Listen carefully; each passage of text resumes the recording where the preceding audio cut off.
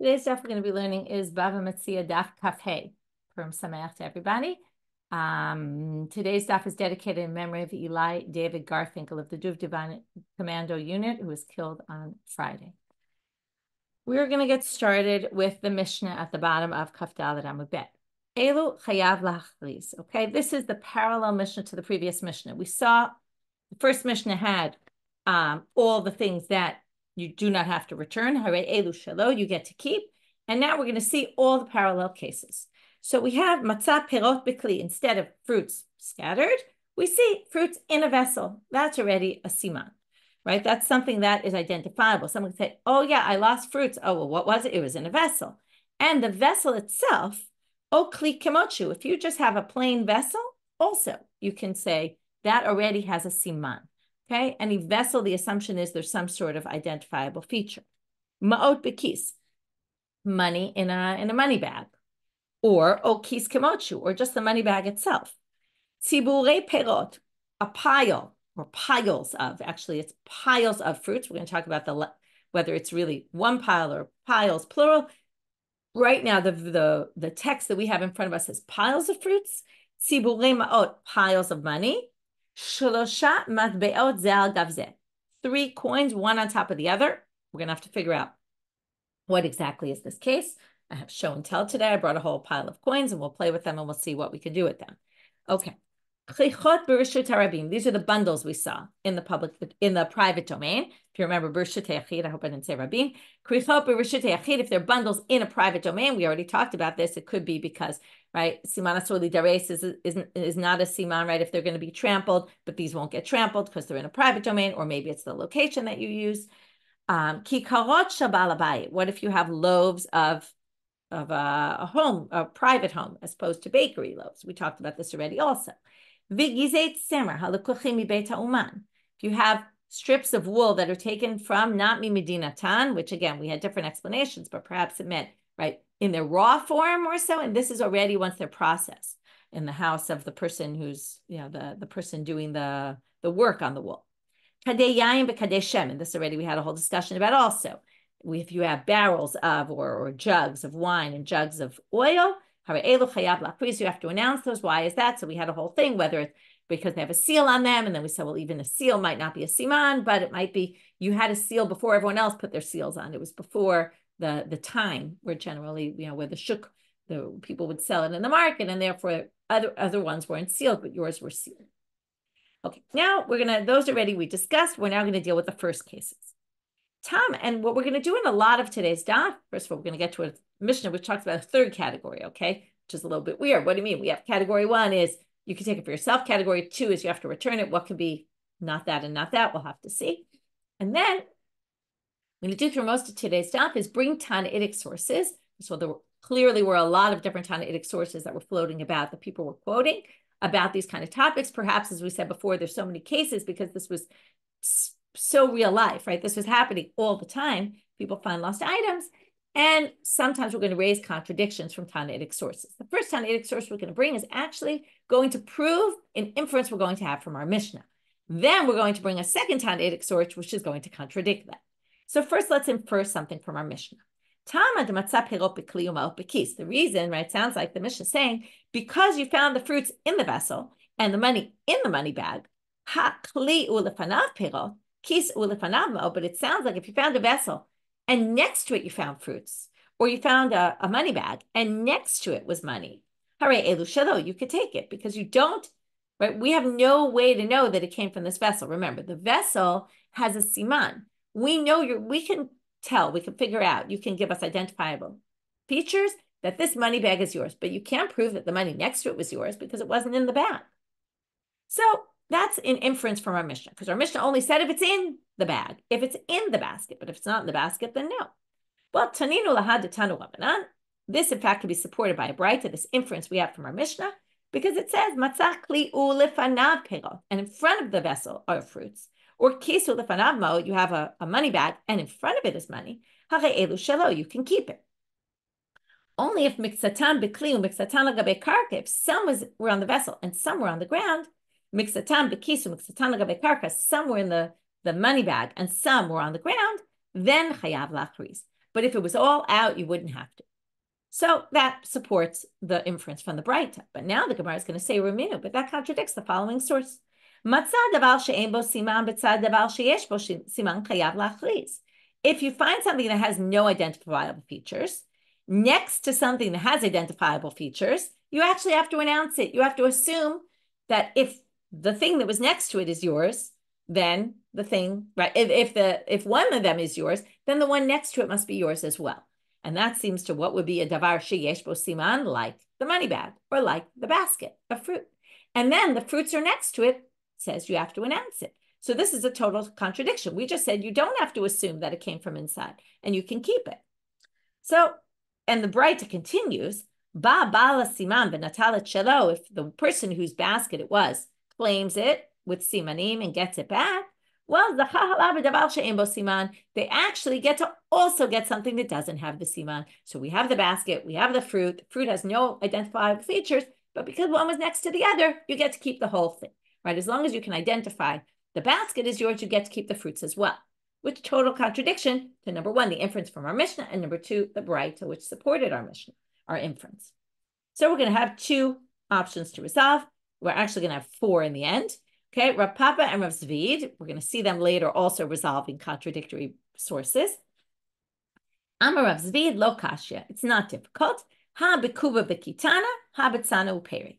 One is in the case of a basket with flax inside, and one is in the of a box with flax, and the other is a case of a basket. A sana is a basket, a kuba is a box, a basket with fruits. Okay, now the Gemara doesn't tell you which is which. They're always my favorite kind of sources, text, because you have Rashi who says this source matches that and this source matches that, and you have Tosfot who says the exact opposite. Okay, so it's not to confuse you too much. I'm just going to go with Tosfot's interpretation. If you have the Gemara with commentary, they probably are reading Rashi, and then you're going to see the opposite, or maybe depending on which Gemara, which commentary you're using, or if you're looking in Rashi, you'll see the exact opposite of what I'm saying. But we'll go with Tosfot. Tosfot says the Mishnah is with the basket and the fruit. Why? Because when fruits fall out, fruits are not attached to each other. So it's very likely that when some fell out, they didn't all fall out. They don't fall out as one big bundle, whereas flax is a bundle and everything's intertwined. So if some fell out, then it all fell out. And then the fact that you have this basket with nothing in it at all, okay, we're going to assume that it fell out from the basket. With fruits, we're going to assume the opposite. It's not going to all fall out. So if everything's out of the basket, it unlikely came from the basket, because likely if it had fallen from the basket, something would have been left in the basket. You can see the logic is not perfect, which is why Rashi claims perhaps the opposite. And it's why Rav Papa doesn't accept this explanation either, because it's not a perfectly convincing argument. Now let's go to Rav Papa. Rav Papa amar hava habetzane uperi. Both could be talking about fruit and baskets. And assuming, right, they don't all fall out, or they might all fall out, they might not all fall out. Well, lo kashya, had ishtayr b'midi. If a little bit was left, that's the braita. When the braita said, matzah davar she'en bo siman, matzah davar she'yesh bo siman, they meant when there was a little bit still left in the basket. So you have a little money left in the pouch, and then the rest of the money is outside the pouch. Then you're chayav lachris. But the Mishnah is the lo ishtayr b'midi, right? The Mishnah even said it. It said, right, if there's nothing in there, then no. If there's a little bit in there, then yes. And then they all work together because they're saying the same thing. Of course, the braita didn't say that, but we're assuming that the braita maybe said that.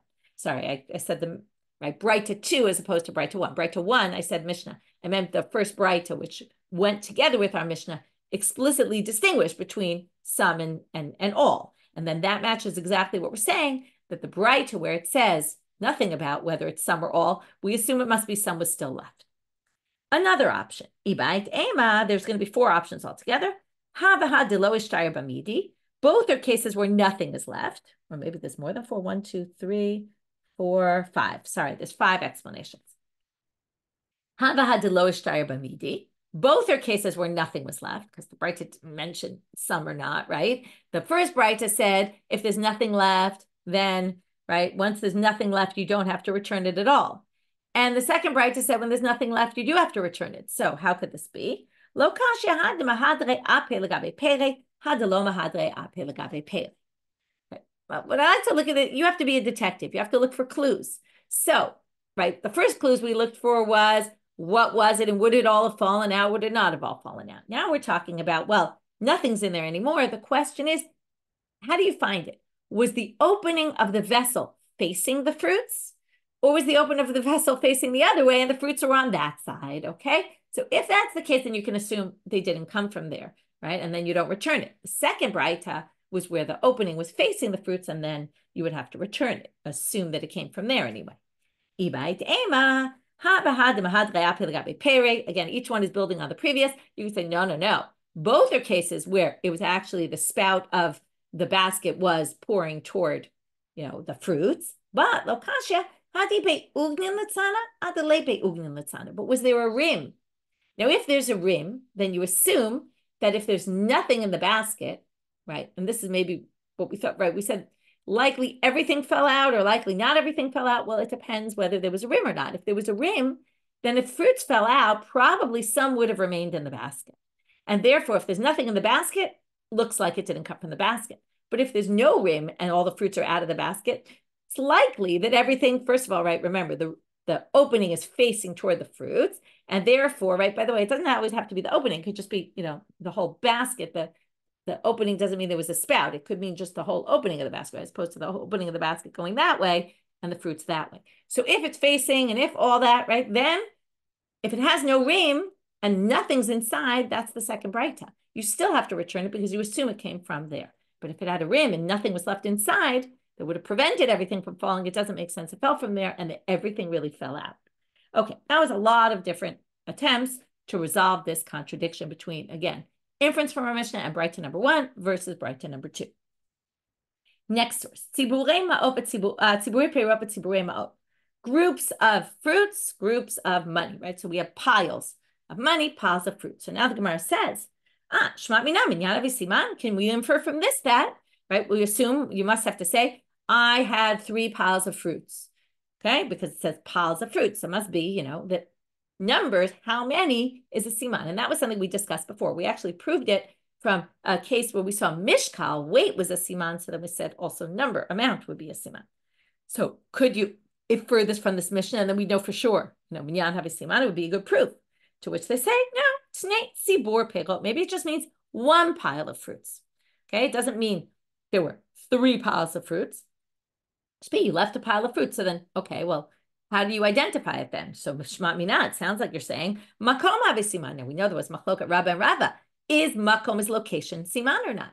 So maybe you can infer from your location is siman. I left a pile of fruits on the street corner between blah blah, this street and that street. So they say no, tnei tziburei perot. Oh no, you could read the braita tziburei. The Mishnah is tziburei perot, piles of fruits. So now what they're basically saying is we've gone full circle. But what they're really saying is we don't know if the language in the Mishnah is 1 pile of fruits or piles of fruits. So therefore, we don't know, can we prove for this Mishnah, is number a siman or is location a siman? In the end, we're left with lack of clarity about what really the case in the Mishnah is and what we can learn from here about other things. Now we're going to get into the coins. 3 coins, one on top of the other. So now if I had to tell you 3 coins, one on top of the other, what would you probably think we mean? Okay, 3 coins. I'm going to put this on something. It'll be a little easier to see. 3 coins piled up, right, as like a tower. So that's what it sounds like. And in fact, I'm a Rabbi Yitzchak Migdalah. Rabbi Yitzchak Migdala'ah. Now, Migdala'ah means from Migdal, usually. That's what we think it means. But we actually have someone else who is called Miriam Migdala'ah, and she talked about the Ishasha Migadelet Sa'ara that makes a braid in her hair. And here also we have Yitzchak Migdala'ah connected with Husha Asirin Migdalim. His explanation of the Mishnah is that it was made like a tower.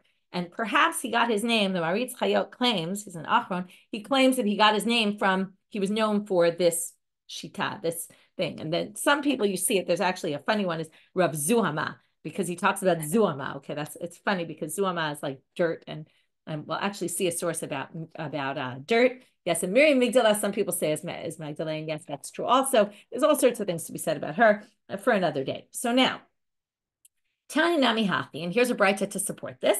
Matzamo mefuzarot harei elu shelo. If you see money scattered, you get to keep it. That was the first Mishnah, right? And this is a braita just like it, but instead of saying matbeot zo gav zo, like it says here, right, 3 matbeot, one on top of the other, this braita says asuyin kemigdalim. If it was built like a tower, then chayavim lachris, you would have to announce. Ve'elu hen asuyin k'migdalim, and now it says, and what is asuyin k'migdalim? Shlosha matbe'ot zal gafseh, 3, one on top of the other. So now the Gemara says, wait a minute, haguf hakash. This actually is contradictory, this braita. Now, you look at it and you say nothing really contradicts, but you'll see in a minute why it does. And this is a classic case where we have a Tannaitic source. It says, on one extreme it's this, on the other extreme it's that. But what about the middle case? Okay, we have scattered, and then we have piled up in a tower. What if, we're going to talk about, okay, it's kind of tongue twister a little bit, mishlachafe shalchufe. Okay, what is that? That is overlapping. Like, let's say you have a coin here, and then the other coin is part on top of one coin, and the other part of it is on the ground.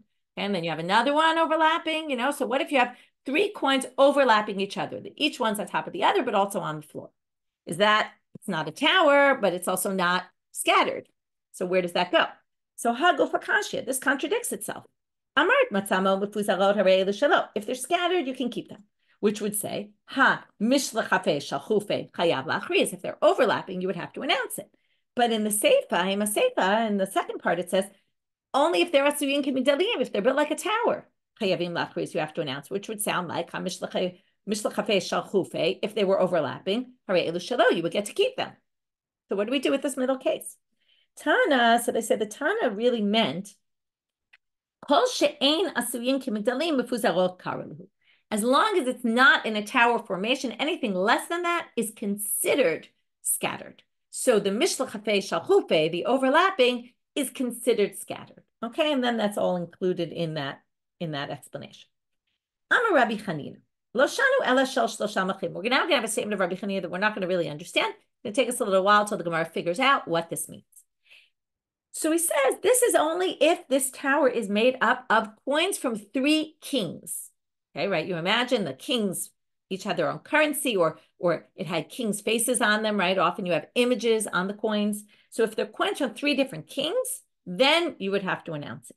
But if it was 1 king, you wouldn't have to announce it.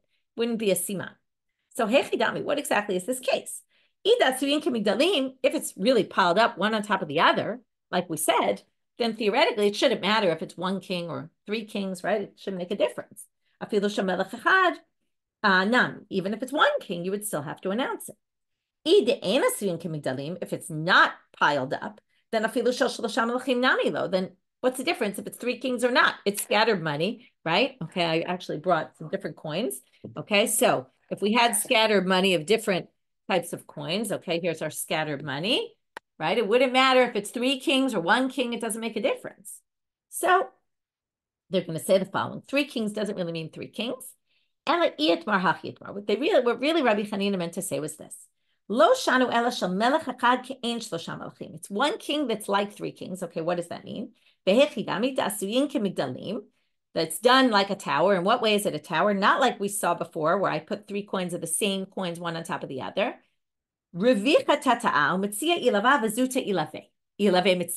We have 3 coins. They're all different shapes, okay? So one is bigger, the wider one, the bigger one at the bottom, the middle one on top of that, and the smaller one on top of that, okay? That's what we're talking about, asuyin k'migdalim, is when it's that kind of tower, not 3 piled up one on top of the other, that are all the same size.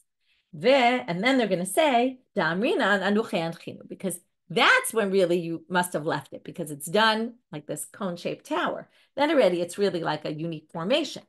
But if it's but if you had the same way I showed the pile of 3 in the beginning, 3 of the exact same coin, one on top of the other, right? That would be the kulu ki adadininu. They're all the same.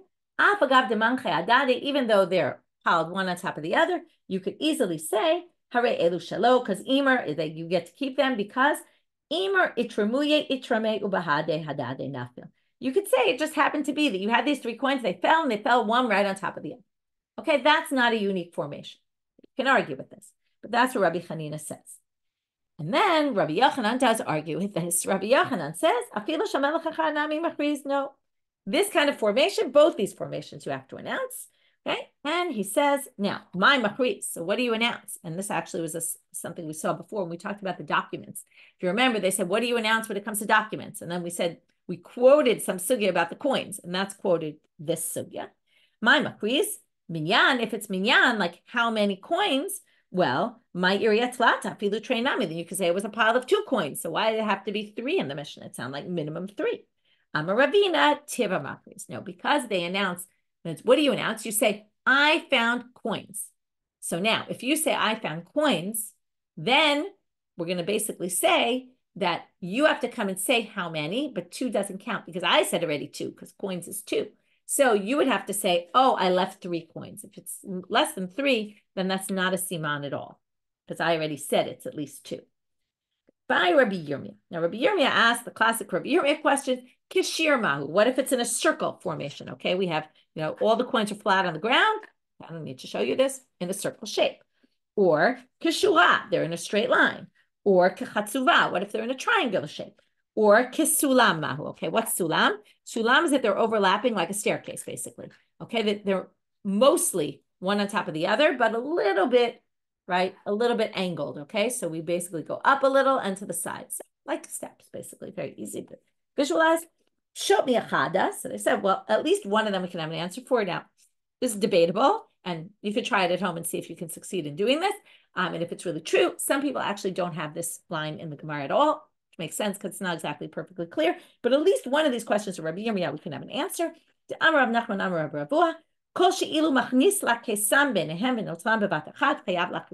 If you could put a case, okay, kisam is usually a toothpick or a wood chip.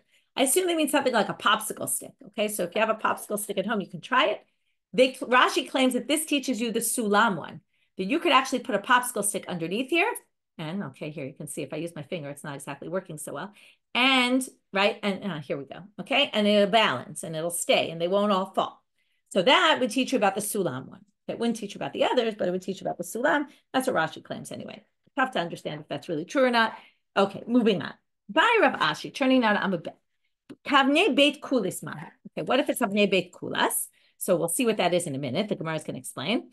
So Tashma de Tanya. Oh, first of all, beit kulis is Markulis. Markulis was one of these idols that they used to worship. So obviously at his temple or worship site, they used to have stones in a particular formation, which we'll see in a minute what they are. So what if you find it in a formation like that, your money? Another braita, which talks specifically about this formation. Then you would have to announce it. And the braita tells you, what is this? Basically, the way you would have bricks, right? You have one here and one next to it with some space in between, and then the other one sits on top of both. Okay, like bricks. Tanu Rabbanit, Hamotzei Sela b'shuk. If you find a coin in the shuk, last figure for this section. Right? So I find a sela in the shuk. The sela is a coin, a silver coin, and you come and say, oh, that's mine. And chadashahi, you start to give me identifiable features. It's a brand new coin, right? We know there's a difference between shiny, really shiny coins and coins that you could tell look old.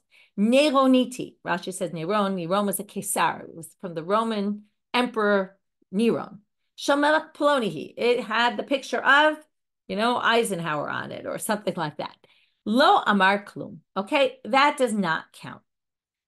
Why? Because lots of coins have Nero and Caesar. Lots of coins are new. Lots of coins have Eisenhower on them or whatever. So load ella, and not only that, but afilu shmo katuv. Here's a really interesting one. If your name is somehow written on the coin, I don't know how that would be, but if you somehow were able to have your name written on the coin and it said your name, still doesn't help. And this makes a lot of sense, and it makes sense with things we talked about, loans. Remember, when you get money on a loan, we don't expect you returning the exact same money. Why? Because we say, milva lahotza anitna. You got the money so that you could spend the money. In other words, money is meant to be spent. It's not like items that are mine in my house that I keep and they're mine for the long term. Maybe I'll sell them, but it's not like they're meant to be sold. But money is meant to be used. So therefore, it might have my name on it, but I might have used it. That's what the Gemara is going to say right now. Lo amar klum, that's nothing. That's not a siman. Ain't siman l'matbeh. There's no such thing as a siman for a coin. Da amar dilma afuke afka umi inish achrina nafal. Could be you use the coin in the store and now it belongs to somebody else. So just because it has your name on it is definitely not an identifiable feature.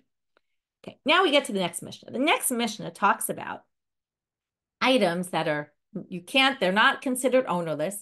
They're not considered ones you have to pick up to announce. In fact, we're going to say lo yigabehen, you can't even touch them, okay, which really means you can't pick them up. Why not?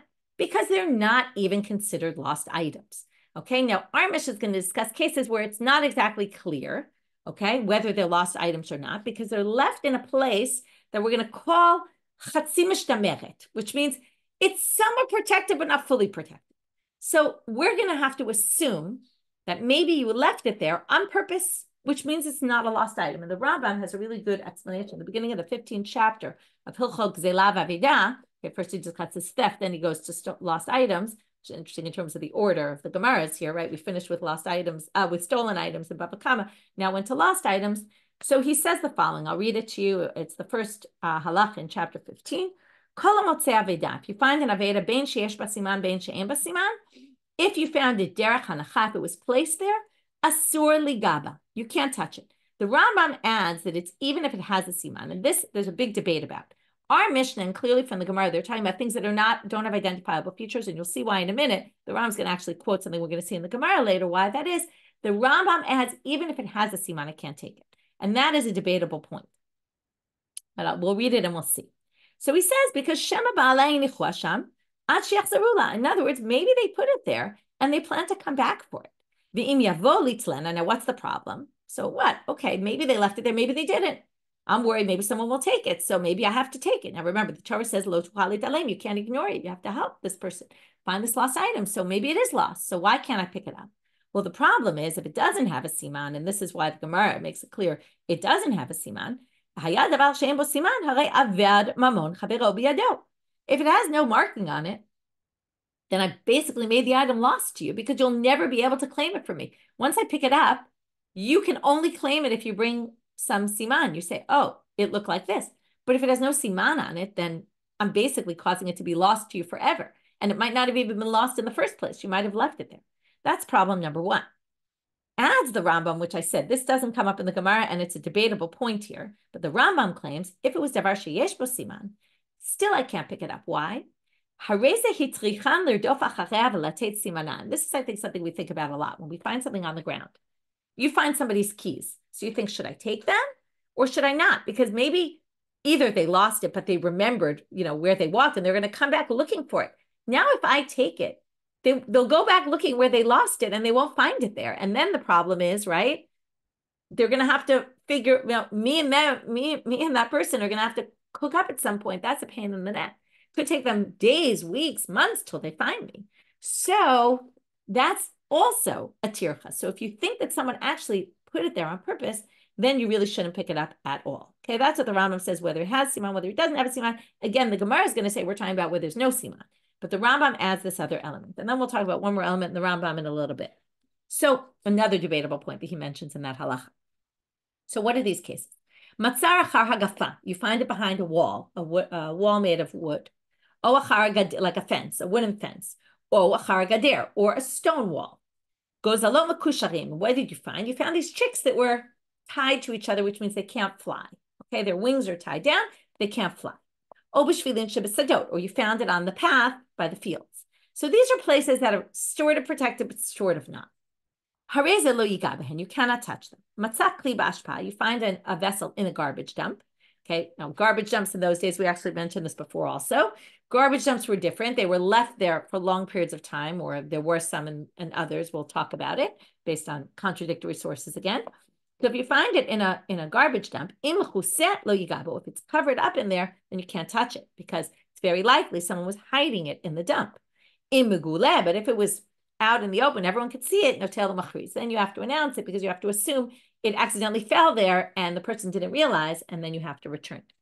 So my timer. So the Gemara asks, what's the reason? And this goes back to the first thing the Rambam talked about, that it doesn't have a siman, and therefore da'amrinan, right? So if it's in one of these places, we think hane inish atzniinu, the person put it there on purpose, like kind of hid it back there behind the wall. When if I take it, they'll have no way to get it back because there's no siman. So you leave it, and hopefully the owner will come back and get it. And they probably left it there on purpose. To which the Gemara says, why are you assuming these gozalot mekusharim don't have a siman? Remember, we talked about this. Isn't the way it's tied unique? And therefore, amayle have a kesher simana. The fact that it's tied should be a siman in and of itself. Rabbi Abba Barsav Amarav b'mekusharim b'kamfehem. What it means is their wings were tied down, and everybody ties wings in the exact same manner, in which case that's not an identifiable feature. Remember, we had a whole debate, could kesher be a siman or not? But for sure, if it's the same kesher that everybody does, that same type knot, we saw it with the machrozot dagim, then not. But lahavi makom siman. What about location? Where you left it, right? That would be pretty much a siman, and this would then prove makom is not a siman, because look, to which the answer,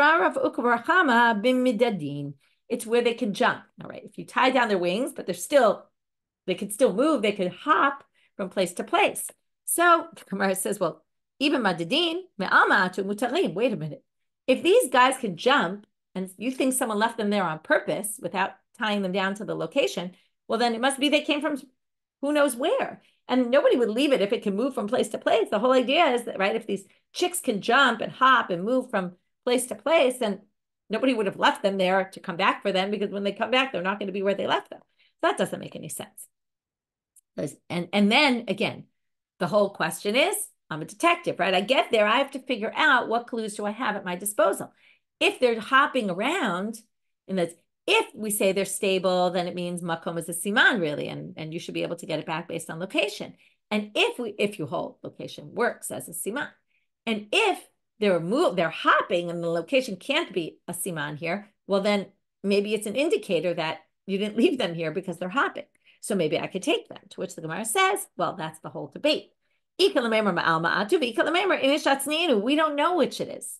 It could be you left them there. It could be they came from somewhere else on their own and they're just lost items. And this is a case of we're not sure, was it actually placed here or not. And Amar Rabbi Abba Brazav da Amar Rav, Rav is quoted as saying, if you're not sure if it was placed there or not, ideally you can't touch it. But im natalo yachzir. But here's another point. It's a debatable point. If you already took it, though, you don't have to return it. What does it mean? If you took it already, you don't have to return it. So Rashi explains, based on what we saw before, well, you can't return it because there is no siman. So because of that, you get to keep it. And the Rambam actually says, okay, if you look at the Rambam says, v'davar she'en bo siman, okay, if you took it, okay, he says, im avar v'natzlo, first of all, he says, asur lo lachziro l'sham, you actually are not allowed to put it back. Now, why are you not allowed to put it back? This is fascinating. You were supposed to leave it there. But if you take it, you're actually not allowed to put it back because there's a concern at this point that you're causing it to get stolen by somebody else, that someone else will pick it up and maybe not return it, because that's always the debate. It's exactly what, you think when you see something on the street. If I pick it up, right, maybe the owners are coming back for it. And now they're going to have to find it from me. That's going to be a pain. On the other hand, if I don't take it, maybe someone will steal it, right? There's always that debate. So the Rambam says, once it's already in your hand, well, you can't put it down because then you might be causing it to be stolen by someone else. And then he says, if it was something that didn't have a siman, well, then you keep it. It's a chabo. It's yours. And you don't have to return it. The Ravid goes crazy about this. He says, what do you mean it's yours? You took it, you weren't allowed to take it, and now it becomes yours?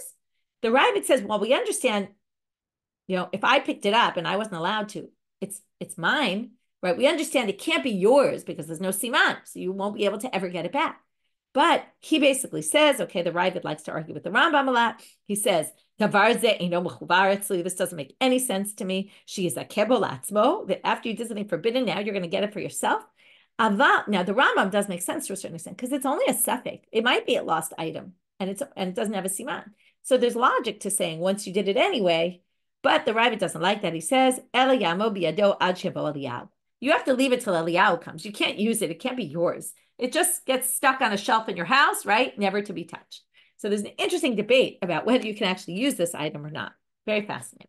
Okay, now we're going to get to the next sugya.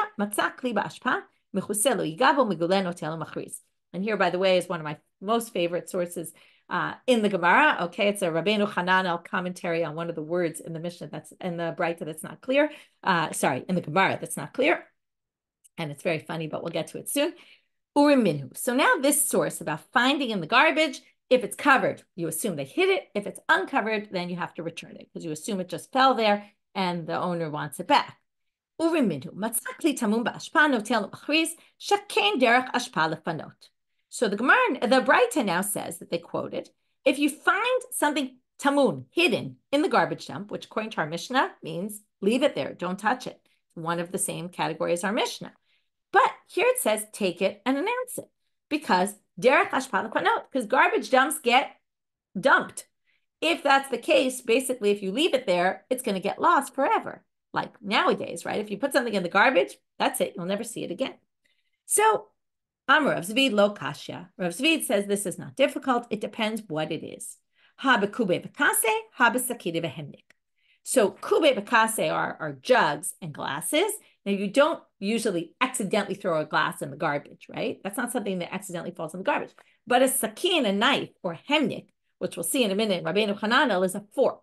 If you drop a fork or a knife, now how many times do you have silverware that falls into the garbage, right? I remember when I was a kid, we had silver we would use on Shabbat. I don't have that in my house at all, but when I grew up, we had silver in our house and we used to count. At the end of the meal, we had to count how many we had because we had to make sure nothing fell in the garbage, right? It's very common.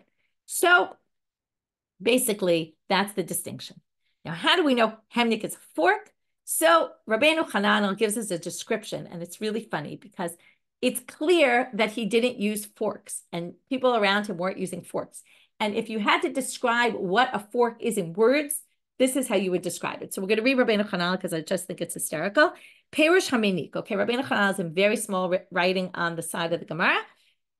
Kli sheyesh bo shnei rashim. It has two heads. Kigon hazleg sheyesh bo shinaim, or like a fork that has three prongs, okay, 3 teeth. The derech b'nei Adam, here goes our description. Sorry, derech b'nei Yavan. He says the Greeks, because, he assumes this was a thing the Greeks did. To me, it sounds like nobody was doing this in his time. The way the Greeks used to do, lahachzik hatichat basar, they would use it to hold the piece of meat. Ulachtoch masakin, and when they would, cut it with the knife, ula echol, and to eat. V'notel zeh shachatach, he would take the piece that he cut, v'notno litoch piv, and would put it in his mouth. Ve'ein yadav nogo b'basar klal, but he didn't want to touch the meat itself. Mipnei hazuama. I told you we get back to this word zuama because of, it was disgusting to touch the meat yourself. So they would use this implement with 3 or 2 teeth that would actually be able to hold it for you. Anyway, it's a very funny way to describe what a fork is to somebody who doesn't know what a fork is. Okay, teaches you a little bit about history, about how they ate in those days. Rabbeinu Hananel was in North Africa in around the year 1100, the 11th century. So anyway, very interesting source. I always thought that was funny. Okay, so that's Sakim Nebehenek. So it all depends on what kind of kli. That's Rav Zevid. Remember, I told you Rav Zevid and Rav Papa are going to also discuss this contradiction. They also dealt with the contradiction earlier. So and by the way, in this case, okay, the previous, we didn't know which was which, remember? Here the Gemara tells you which is which, okay?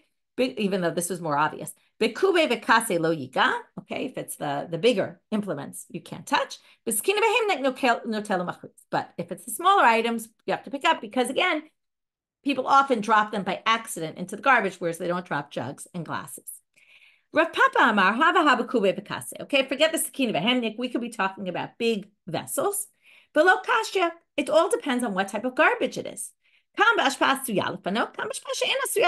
garbage dumps like ours that get removed all the time. If it's that, then you have to tell machriz. And that's the braita. But our Mishna is a garbage dump that never gets removed. So the Gemara says, wait a minute. If it's ashpaz suyalafanot, vedamidati. If I throw something in my garbage, okay, this happens all the time in Israel. They take, every few days they come and take, or once a week, the big stuff, right? So people leave out big items on their street and people see them, right? And people take them often before the garbage truck comes because, oh, you're dumping that? That's avidamidad. It's obviously ownerless. You could take it. I've seen people take couches and all sorts of things from the street. So if somebody left something in a garbage dump that's going to be dumped, they're basically saying, I don't want it anymore. They're making it ownerless. So what do you mean? You have to return it? That makes no sense, right? So they say, okay, fine, that's not it. Ella, it must be, and we saw this before. It's a garbage dump that normally doesn't get dumped, but they decided to dump it. Right? Like you see the garbage truck coming down the street, and then you realize, oh no, this person's going to lose their item. So Bish the mother of Papa, now they're going to just have some last point about this, which is Rav Papa makes more sense. Because That's why it says in that braita, it said, no tela machriz, because derech hashpah lefanot. And there it describes exactly why. Because they undo the garbage, right? They remove the garbage all the time. That's why you have to, and that's because it's a case where that's what they do. But that line, l'Rav Zevid, ma'ishkein derech hashpah lefanot. What does it have to do, whether they dump the garbage or they don't dump the garbage? If he said the whole thing is, we're talking about knives and forks that accidentally fell into the garbage, what does that have to do with if they're going to dump the garbage or not dump the garbage? It makes no sense, according to him. So how would he read that braita? We'll read it differently. Shekain derech hashpah lefanot lakelim ktanim. Lefanot is to remove, right? But here they mean, like when you're clearing the table and you're clearing the dishes, you might accidentally lefanot, you might accidentally put in the garbage small items. And then it means something totally different and not about dumping the dumpster, but things falling into the garbage. It's not exactly the pshat of the word lefanot, but you could, right? The people empty by accident. To lefanot is really to empty. You empty by accident things into the garbage that don't really belong there. Okay, so that was our resolution to that contradiction. We're now going to do the next Mishna and one little keta of the Gemara, and then we'll stop here.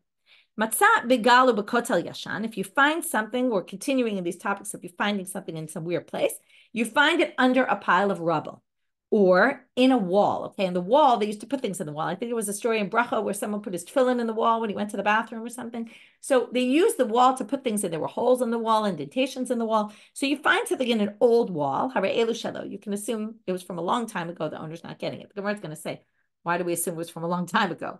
Okay, we'll get to that. Matzah b'kotel chadash, if you find in a new wall. Okay, now the wall is a wall of someone's, let's say, courtyard. Half the wall, right? It's a thick wall. Half of it is facing outside and half of it is facing inside. So it depends where you find it and which half. Although we'll get into more detail later in the Gemara about this. But if it's on the outer part of the wall, from the midpoint and outward, you can, right? Then you can assume, then you can take it. Shalom. But because then you assume some random passerby stuck it in the wall and forgot about it and is not coming back for it. But if it was on the inside, then shabalabayit, then it's owned by the owner of the house.